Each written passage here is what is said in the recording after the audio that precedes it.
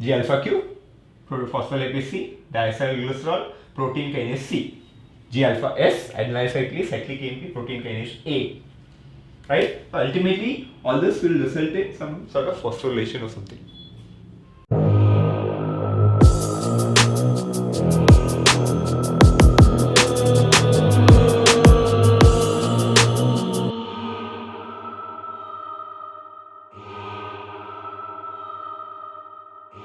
So when we talk about the G protein coupled receptors, you just have to understand the structure of it basically. Just take a look at this diagram. Can you notice how the receptor is spanning the membrane 7 times, right? So it is basically spanning the membrane 7 times, and it is also having subunits of alpha, beta, gamma. Considering this is a membrane, right? So through the membrane it is going to span 7 times, right? So in a three-dimensional model, right? Otherwise normally you can just simply draw it like this: 1, 2, 3, 4, 5, 6, like that. So 1, 2, 3, 4, 5, 6, 7, right? But actually in a three-dimensional model you'll be looking something like this, right? So these are basically the membrane spanning units, right? And this is a N-terminal and this is a COH terminal. So when we talk about the membrane, basically there is a phosphate group and a lipid group. So a phospholipid membrane is what we have, and there are particles in it, right? So this is PIP2, phosphatidyl inositol biphosphate, phosphatidyl inositol biphosphate. So what it is, we'll come to it later. So basically it is a structure in the membrane, right? It is made up of phospholipid and it has phosphatidyl inositol biphosphate which is present in the membrane, right? And this is your G protein coupled receptor. So this membrane spanning receptor actually has an alpha, a beta and a gamma subunit.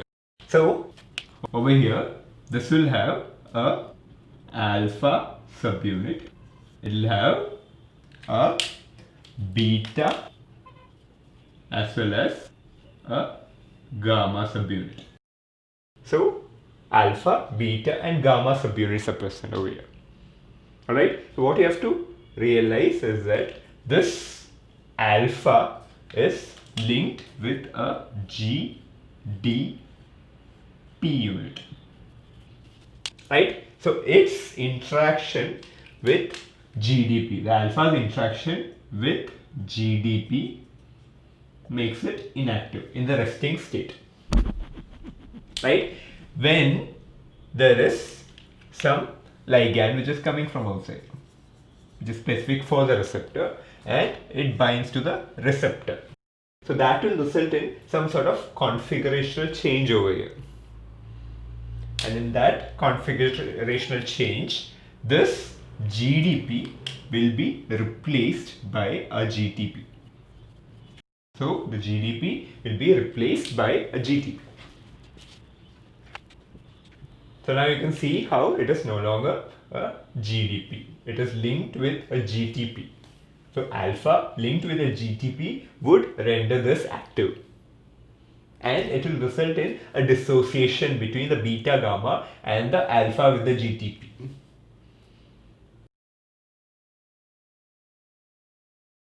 So now this unit, that is the alpha with the GTP, will form a unit and the beta gamma are separate. So these two basically split into two parts.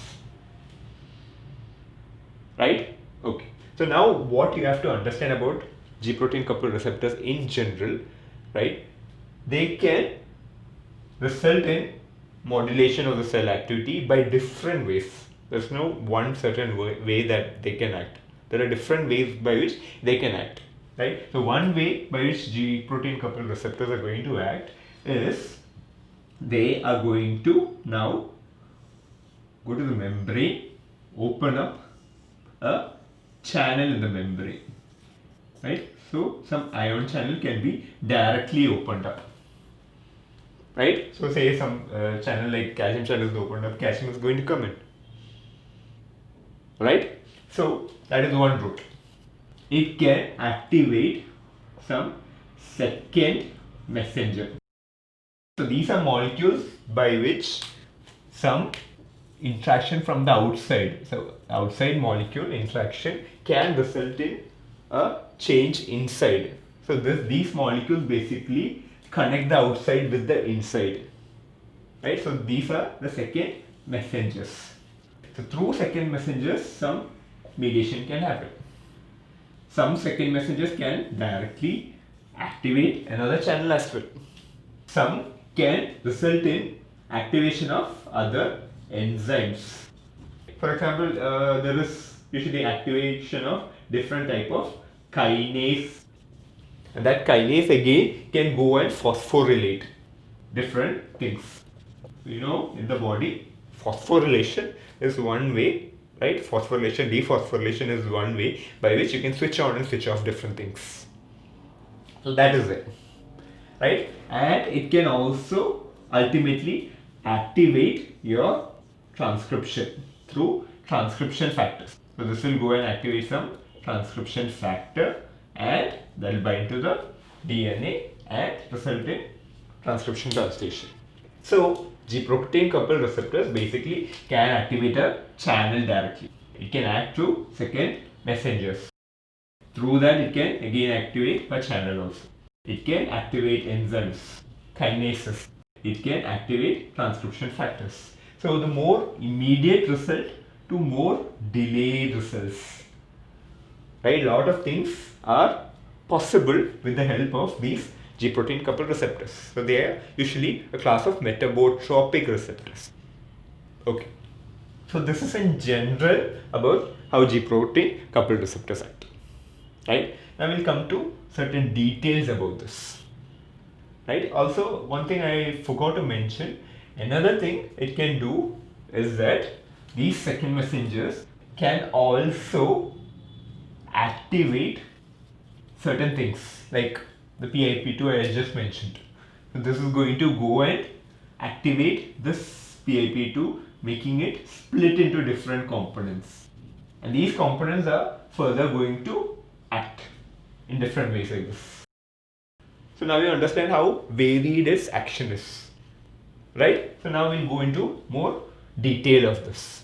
So you can see the same diagram over here, right? The G-protein coupled receptor with the alpha, beta and gamma segment, and we have the PIP2 there, phosphatidyl inositol biphosphate, right? So you know that this is attached to GDP, and when it is activated, it becomes attached to GTP and it splits up, right? So when it is going to act, this alpha, right? Alpha is kind of different in different tissues, and that is kind of what makes these act very differently, right? So this alpha can be something called a G alpha Q. So sometimes you'll notice something like G alpha Q. Sometimes you might notice something like G alpha S. Some other times you might notice something like G alpha I. So G alpha Q, G alpha S, G alpha I. Right? So these are just the basic things that you need to know at our level. Right? So the G alpha S and G alpha I will be what I will be dealing with first, and then we'll go to G alpha Q. So anything that is coupled with G alpha S. S stands for stimulatory. Right? So basically this is going to now go and activate an enzyme called the adenyl cyclase. Right? So this is going to stimulate your adenyl cyclase. So what does adenyl cyclase do? It basically accelerates your ATP to cyclic AMP formation. Cyclic AMP, P, which is the phosphate. Right? So basically this can go and phosphorylate things, right? Which can either activate or deactivate things. So that is different in different tissues. Right? Okay. So alpha S will always go through adenyl cyclase and activate cyclic AMP. Now what can cyclic AMP do? Cyclic AMP, as I had mentioned earlier, can directly go and phosphorylate certain channels, right? So this can activate certain channels over here. For example, calcium channel, right? Calcium influx will always activate things, right? That can happen. Alright. Otherwise, cyclic AMP basically acts to something called the protein kinase A. So this is another thing I want you to remember. Through alpha S, adenyl cyclic AMP, it is mostly protein kinase A. So alpha S, adenyl cyclic AMP, protein kinase A. So alpha S is protein kinase A, right? And this protein kinase A is going to go and phosphorylate different things inside the cell.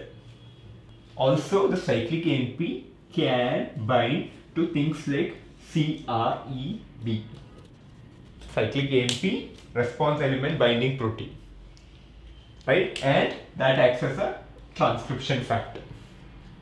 So that is a little more delayed effect. So immediate channel opening, right? Through protein kinase A, action can be there, and through CREB, it can activate transcription factor. So these are different ways by which this will activate things. So basically, through phosphorylation, it is going to activate a lot of things. Right? Understood? Right. So, and protein kinase A is an important thing here, and cyclic AMP. That is always alpha S. So alpha S will, through phosphorylation, activate things. Right? That's why it's called alpha S stimulatory. On the other hand, when it is coupled to alpha I, inhibitory, all it does is it inhibits your adenyl cyclase. It will be opposite, or this action will be not there, it will be reduced, gone. So it inhibits this effect, right? So if there is a particular type of G protein coupled receptors which is having G alpha S, it is basically going to stimulate some effect, right? And if there are receptors which have G alpha I, it is going to inhibit that same effect. Alright, so let's take a look at the heart. Right, for sympathetic system on your heart, right, the muscle is activated through beta 1 receptor. So this beta 1 receptor will act through your G alpha S, right? Ultimately through cyclic AMP protein kinase A, it is going to activate a lot of things, and that will result in your rate of heart and force of contraction, all that. Right, we'll come to that later. So basically that is what it does. On the other hand, another receptor called the M2 receptor, which is there in the heart, right, that is parasympathetic, right? So that is coupled to G alpha I. So anything coupled to G alpha I is going to now inhibit the same thing. So the exact opposite thing happens. Instead of increasing the heart rate, now heart rate is going to decrease, force of contraction is going to decrease. Understood how opposing they are, right? So further details about the autonomic system will come to later, don't worry, right? I'm just giving you an example. So this is G alpha S, just G alpha I. Okay. Now let's take a look at G alpha Q. I'll just delineate it so that you don't get confused. When we talk about activation through G alpha Q, what you have to understand is it is going to activate something called phospholipase C. So like it activates adenyl cyclase, this is going to activate phospholipase C. Right? So what does this phospholipase C do? It is going to result in the splitting of this PIP2. The phosphatyl inositol biphosphate is going to split. So it splits the membrane component. Right? So it is going to split it into two separate things. One thing is your diacylglycerol. Diacylglycerol. Right? So to one glycerol component, right, there is a fatty acid chain like this. The other thing is IP3. Right? So this is the inositol molecule, and to that 3-phosphate are there. Alright? So basically anything that is coupled to G alpha Q is going to activate phospholipase C. Through phospholipase C, it is going to split the membrane component to diacylglycerol and your IP3, inositol triphosphate. Right? And what does this result in? Now I mentioned protein kinase A over here. Right? Similar to that, here what happens is the diacylglycerol is now going to activate the protein kinase C, which will result in downstream phosphorylation. So G alpha Q, phospholipase C, diacylglycerol, protein kinase C. G alpha S, adenylyl cyclase, cyclic AMP, protein kinase A. Right? So ultimately, all this will result in some sort of phosphorylation or something.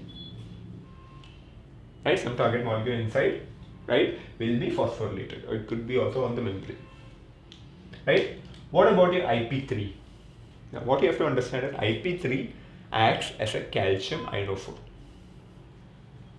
Inside the cytoplasm, right, there are structures like the sarcoplasmic reticulum, endoplasmic reticulum.